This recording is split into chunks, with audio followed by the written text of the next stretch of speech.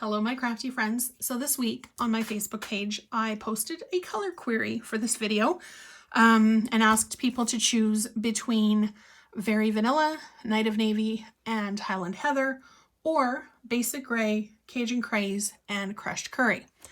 Well, in a landslide victory, Highland Heather, Navy, and Very Vanilla won, but I couldn't leave my autumnal color lovers out. So this is what I created using the Crushed Curry, Cajun Craze, and Basic Gray. I just stamped the sunflower in Cajun Craze with a little bit of early espresso and added a little bit of Wink of Stella just for a little bit of watercolor look and a little bit of shine, some gems, and layered it up, and we were good to go. Each layer is this is 4 1/4 by 5 1/2. This one is 3 3/4 by 4.75. I'm going on my memory here. And then this one is just 1/4 of an inch larger than the Crushed Curry size. So for this one, I'm going to be stamping in Highland Heather onto the Very Vanilla and then layering it up onto the Night of Navy. So I've already cut out or stamped out and colored these daisies with a little bit of Wink of Stella. So now I'm just going to punch them out. And then I'm going to raise it up with a dimensional behind. Okay, so you just need to turn until it's where it needs to be. Now I like to just give it a bit of a push to make sure that it's exactly where I want before I do the full punch. And the same for this one. Oops.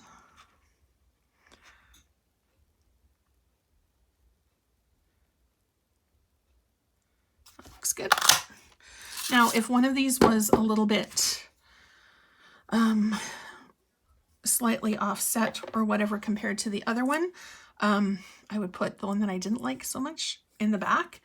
But I'm also just going to grab one of the dots from the Pattern Play enamel dots and use it for my center. And then I'm just going to put a glue dot, grab some dimensionals. Had I been a little bit prepared, my glue dots would have been closer at hand. All right, and there we go. And then on the one that doesn't have the embellishment on, I'm just going to push it onto my glue dot. I did that backwards. That should have been on the front. Oops. Okay, well, not a big deal. I need a glue dot at the back anyway for when I place it on the card. One of the perils of having cats is cat fur in different spots. Okay, so I'm going to put, whoops. Actually, I'm just going to stick that down onto my ink pad and then line up the flower where I would like it. And then we are done.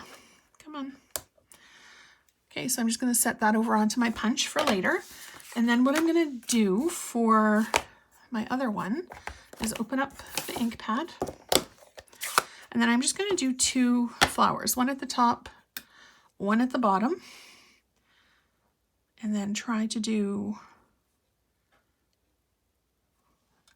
the center one just a little bit, not I want them close together, but not on top of each other. Now, it's easier if you have a clear stamp to do this, but because I'm using something to cover up the center, it's not going to be crucial that they don't line up 100%. But all I'm going to do is rotate my stamp and try to get it centered. So there's one flower done. And then I'm going to do this one. Here looks good. And then again, rotate either the cardstock or the stamp. Actually, I'm going to move it a little closer so I can see what I'm doing. I think. All right, that looks good there. And then I'm going to place it down. Not too bad. Close up my ink pad, and then I'm going to grab Stella and go over each of the petals again.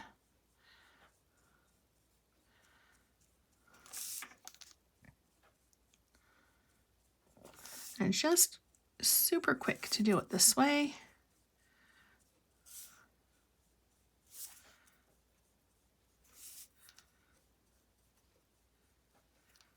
So I kind of enjoy putting challenges up onto my page to see what the people who visit my Facebook page, which is Prairie Sky Paper Crafts, like to see, because I love doing tutorials, but I want to do tutorials that people want to see. Now, if you like this video, don't forget to hit subscribe down below so you're notified every single time a new video goes live. I try to upload a video Monday and Friday, and sometimes throughout the week as well. And I do a Facebook Live over on my page on Wednesdays. So I do hope that you would check that out. All right, now I just had this idea, so I'm not sure if it's going to work exactly the way that I had planned, but Stampin' blends can be used to color things other than paper. So I'm just going to see if it'll do the job. I don't think it will on these dots, but you never know. Yeah, it's kind of pulling the color away a little bit. So, yeah, that's not going to stay. So we're going to skip that idea. And for these ones, actually, that doesn't look too bad. But is it going to rub off? Actually, you know what? I actually don't mind that soft yellow. It kind of goes with the very vanilla a little bit better. There we go. All right. So that did work. Not quite as dark as I had imagined or hoped, but it'll work. And then just brush a little bit of the color off. There we go. It's got a hint of yellow. It's not perfect, but I'm quite happy with it. Okay, so I'm going to put those two there, and then I'm going to grab a dimensional to stick on the back of my little daisy.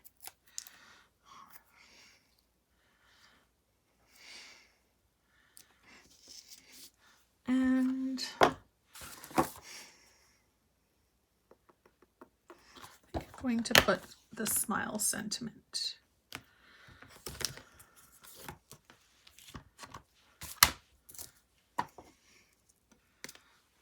And I'm just going to do that down at the bottom.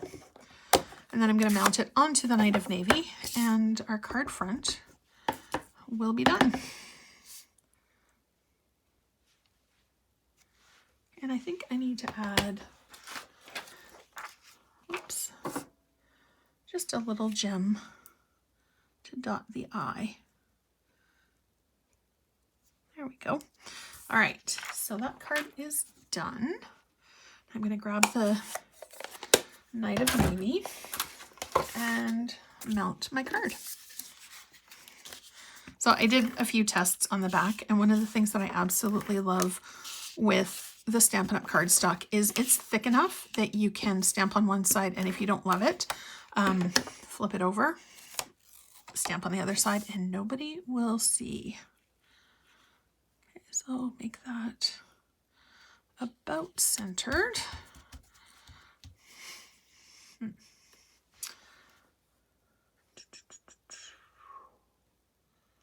Yeah, I think that's gonna kind of like the white space above. All right, so here are the cards that are finished. Highland Heather, Very Vanilla, and Night of Navy, Crushed Curry, Cajun Craze, and Basic Gray. So comment below, let me know which one you would prefer. And again, don't forget to hop over to my Facebook page as well, and vote in the next challenge question. Thank you so much for watching, and I hope you have a great day.